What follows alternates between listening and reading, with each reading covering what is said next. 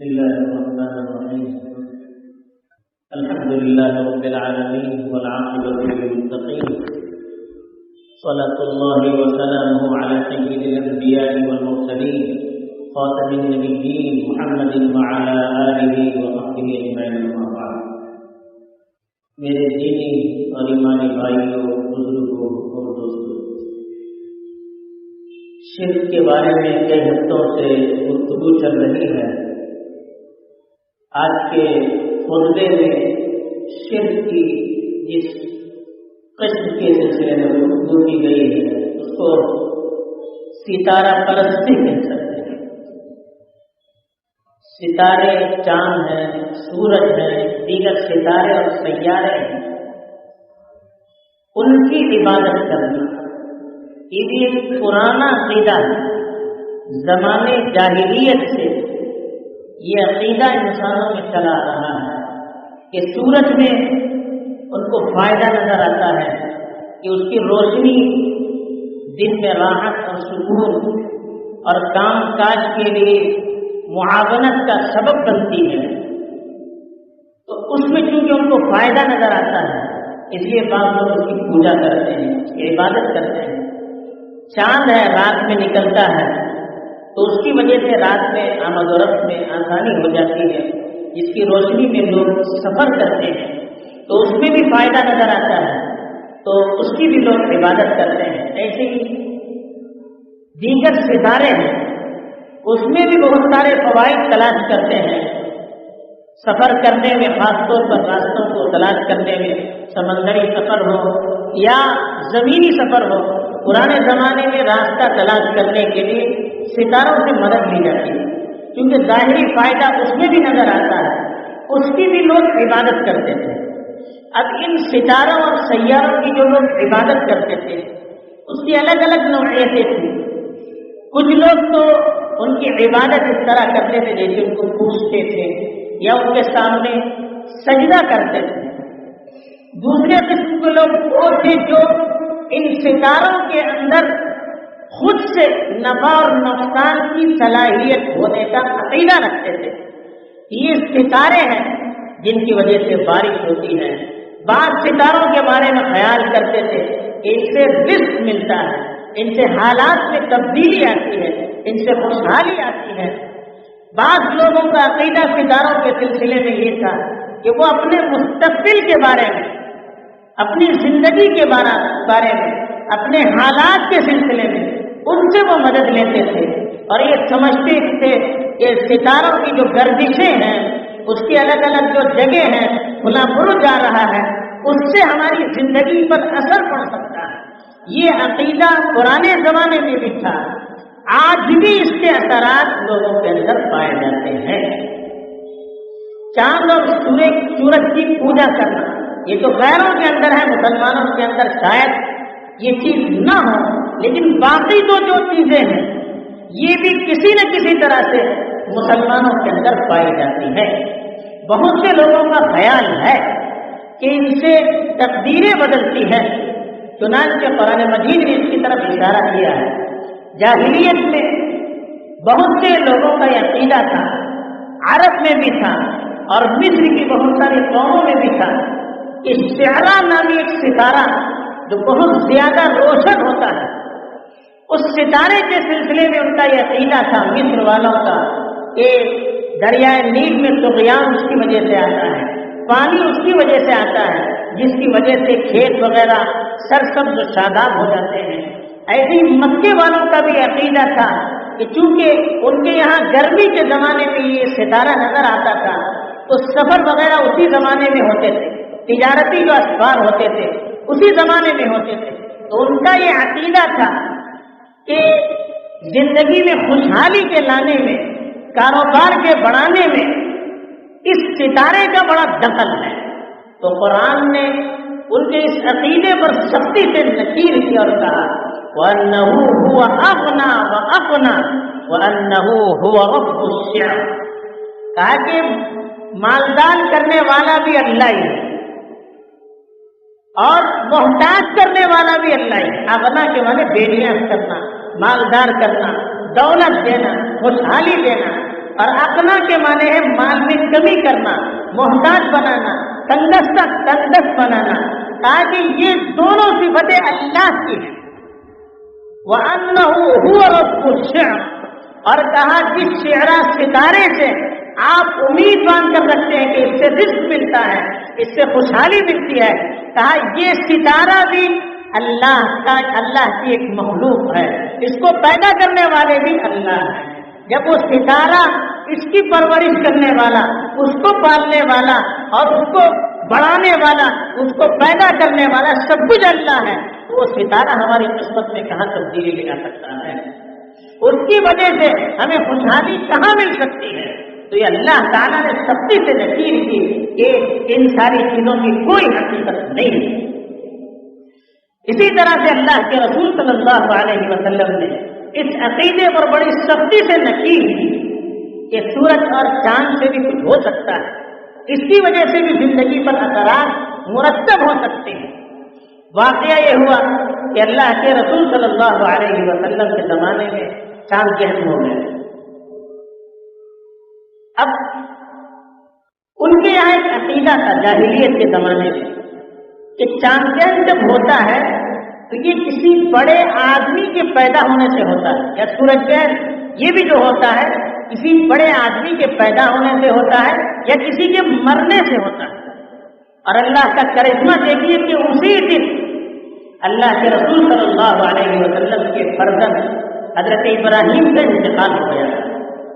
اب لوگوں میں چمگولیاں ہونے لگی، آپس میں باتیں ہونے لگی کہ دیکھا ہمارا جو عقیدہ تھا نا کہ سورج گہن یا چاند گہن کسی بڑے آدمی کی موت پر ہوتا ہے، ہو نہ ہو یا اللہ کے رسول صلی اللہ علیہ وسلم کے فرزند کی چونکہ موت ہوئی ہے اس کی وجہ سے گہن لگا ہے۔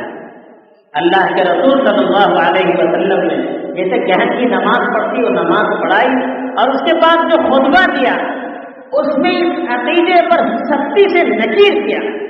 دوسرا کوئی آدمی ہوتا جو سیاسی ہوتا یا اپنا مقصد حاصل کرنا چاہتا، اپنا الو سیدھا کرنا چاہتا تو ان چیزوں سے فائدہ اٹھاتا اور کہتا دیکھا میں کتنا بڑا آدمی ہوں، میرے بیٹے کی وفات پر گہن لگ گیا۔ لیکن اللہ کے رسول جو کہ ایسے للو پلو آدمی نہیں تھے، ایسی چیزوں سے فائدہ اٹھانے والے نہیں تھے، وہ اللہ کے رسول تھے۔ اور ان سب چیزوں کے سہارے کی اللہ کے رسول صلی اللہ علیہ وسلم کو ضرورت نہیں تھی، ان کے ساتھ اللہ کی مدد تھی۔ تو آپ نے جو خطبہ دیا تو اس وقت کہا کہ انہما آیتان من آیات اللہ، یہ سورج اور چاند جو ہے یہ اللہ کی نشانیوں میں سے دو نشانیاں ہیں، بہت ساری نشانیاں ہیں۔ ومن آیاتہ اللیل والنہار والشمس والقمر، اللہ نے کہا اللہ کی نشانیاں، دن بھی ایک اللہ کی نشانی، رات بھی اللہ کی نشانی، سورج بھی اللہ کی نشانی، چاند بھی اللہ کی نشانی، انسان بھی اللہ کی نشانی، ساری چیزیں جن چیزوں سے ہم اللہ کی قدرت کو پہچان سکتے ہیں، اللہ کے ہونے کا یقین کر سکتے ہیں، وہ ساری چیزیں اللہ کی نشانیاں ہیں، تاکہ یہ دونوں بھی اللہ کی نشانیوں کے دو نشانیاں۔ سورج یا ان دونوں میں گہن کسی کی زندگی یا موت سے لگتا نہیں ہے، یعنی زندگی اور موت سے کسی کے ان کا کوئی تعلق نہیں ہے۔ یہ جو کچھ گہن بھی لگے نہ لگے یہ ساری چیزیں اللہ کے حکم سے ہوتی ہیں۔ تو اس لیے اس عقیدے پر اللہ کے رسول صلی اللہ علیہ وسلم نے کاری ضرب لگائی اور کہا کہ انسانی زندگی کی تبدیلی میں ان کا کوئی اثر نہیں ہے۔ ایسے ہی ایک مرتبہ رات میں بارش ہوئی، اللہ کے رسول صلی اللہ علیہ وسلم سفر میں تھے، رات میں جب بارش ہوئی صبح میں اللہ کے رسول صلی اللہ علیہ وسلم نے نماز پڑھائی۔ نماز پڑھانے کے بعد ایک تقریر، اللہ کے رسول صلی اللہ علیہ وسلم کا معمول تھا، کوئی حالات پیش آتے، لوگوں میں غلط فہمیاں ہوتی، فوراً نماز کے بعد کچھ بیان کرتے اور اس کی اصلاح کرتے تھے۔ تو اللہ کے رسول صلی اللہ علیہ وسلم نے فرمایا کہ اللہ تعالیٰ نے فرمایا ہے کہ اصبح من عبادی مؤمن بی وکافر، میرے بندوں نے جو صبح کی ہے آج کی، کچھ اس میں سے کفر کی حالت میں صبح کی، کچھ نے ایمان کی حالت میں صبح کی۔ فاما من قال مطرنا بفضل اللہ ورحمتہ فذاک مؤمن بی وکافر بالکواکب، کہا کہ جس نے یہ کہا اللہ کے فضل سے اور اس کی رحمت سے بارش ہوئی ہے، یعنی اللہ کے حکم سے، اس کی مرضی سے بارش ہوئی ہے، تو وہ مجھ پر ایمان لانے والا ہے۔ اس نے مجھ پر ایمان لے آیا اور ستاروں کا انکار کیا، ستاروں کی قدرت کا انکار کیا۔ وَأَمَّا مَنْ قَالَ مُطِرْنَا بِنَوْءِ كَذَا وَكَذَا فَذَاكَ مُؤْمِنٌ بِالْكَوَاكِبِ وَكَافِرٌ بِهِ أو كما قال علیہ الصلوۃ والسلام۔ اور جس نے کہا کہ یہ بارش فلاں ستارے کی گردش میں آنے کی وجہ سے آئی ہے، فلاں ستارے کی تبدیلی کی وجہ سے آئی ہے، تو اس نے ستارے پر ایمان کا اعلان کیا اور میرے ساتھ کفر کیا۔ یعنی کچھ لوگوں کا یہ عقیدہ تھا کہ جو بارش ہوتی ہے فلاں فلاں ستاروں کے آنے کی وجہ سے، اس کی تاثیر سے یہ بارش ہوتی ہے، تو اللہ کے رسول صلی اللہ علیہ وسلم نے اللہ کے حوالے سے بتایا کہ بارش کے ہونے میں ستاروں کا کوئی دخل نہیں ہے، کہ جو کچھ ہوتا ہے اللہ کے حکم سے ہوتا ہے۔ جو یہ تصور کرتا ہے کہ بارش فلاں ستارے کے آنے کی وجہ سے ہوا، فلاں سیارے کے نظر آنے کی وجہ سے ہوا، فلاں گردش کی وجہ سے ہوا، اس کی تاثیر سے ہوئی بارش، وہ آدمی کافر ہے، اللہ کی قدرت سے اس نے انکار کیا۔ اور جو یہ کہتا ہے کہ جو بارش ہوئی ہے اللہ کی مرضی سے، اس کے حکم سے ہوئی ہے، اس کے حکم سے ہوئی ہے، وہ ایمان والا ہے، وہ مومن ہے۔ تو یہ اللہ کے رسول صلی اللہ علیہ وسلم نے اس غلط فہمی کا ازالہ کیا اور کہا کہ ان چیزوں سے انسان کی تقدیریں نہیں بدلتی ہیں۔ آج بھی بہت سارے لوگ ایسے ہیں جو ان کے ذریعے سے اپنی تقدیر کو تلاش کرتے ہیں، اپنے مستقبل کا پتہ لگاتے ہیں، اپنے حالات کو جانتے ہیں، اپنے صفات کو جانتے ہیں، بلکہ اپنے آپ کو جاننے کی کوشش کرتے ہیں۔ اور افسوس یہ ہے کہ بہت سارے ایسے میگزینس ہیں جو مسلمانوں کے ذریعے سے نکلتے ہیں اور گھر گھر میں عورتیں پڑھتی ہیں، اس میں سے باقاعدہ اشتہارات ہوتے ہیں کہ اپنے ستاروں کو پہچانیے، اپنے مقدر کو پہچانیے۔ افسوس ہوتا ہے شادی کرنے سے پہلے پوچھتے ہیں کہ ہمارا ستارہ فلاں ہے، ان کا ستارہ فلاں، کیا آپس میں جوڑ ہو سکتا ہے؟ کیا سری شرک ہے؟ کوئی فنکشن کرنا ہوتا ہے، کہتے ہیں کہ فلاں تاریخ مناسب ہے یا نہیں؟ سب چیزیں اللہ کی مخلوقات ہیں، دن اور رات کو انسانوں کی تقدیر کے بدلنے میں کوئی تعلق نہیں کسی طرح کا۔